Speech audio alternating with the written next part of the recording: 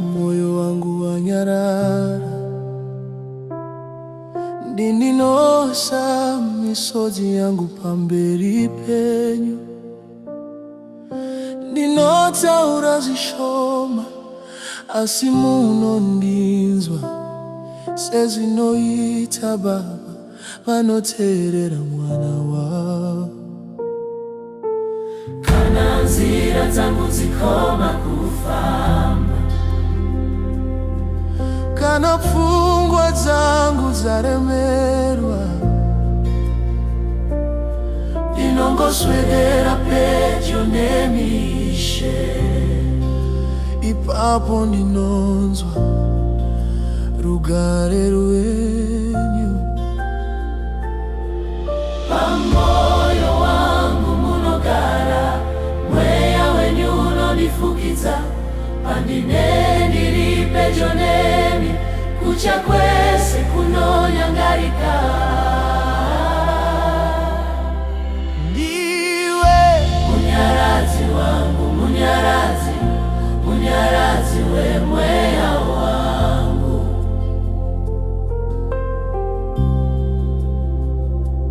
ndiwe Munyaradzi wangu, munyaradzi, munyaradzi we mweya wangu. ndiri murugare kana muri mandi, Mweya wangu unorara murugare rwenyu Ishe. munyarazi, munyarazi, munyarazi we mweya wangu.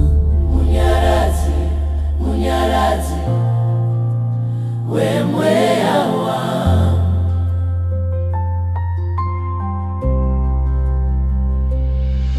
Pane nguva dzandakatsauka munzira, ndikanganwa kunzwa izwi renyu, asi nyasha dzenyu dzinondizosara semufudzi anodana gwai rake. Kana ndikarasa simba rekufamba, munonditakura nerudo,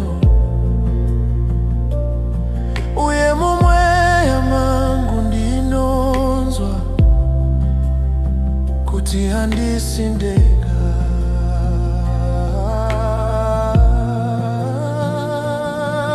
Pamoyo wangu munogara mweya wenyu unondifukiza, pandinenge ndiri pedyo nemi, kucha kwese kunonyangarika.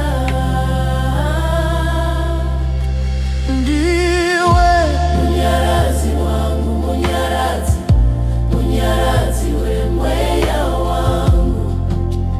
ndiri murugare kana muri mandi, Mweya wangu unorara murugare rwenyu Ishe. munyaradzi, munyaradzi, munyaradzi we mweya wangu. Munyaradzi, munyaradzi we mweya wangu. Oh, mweya wenyu unondinyaradza,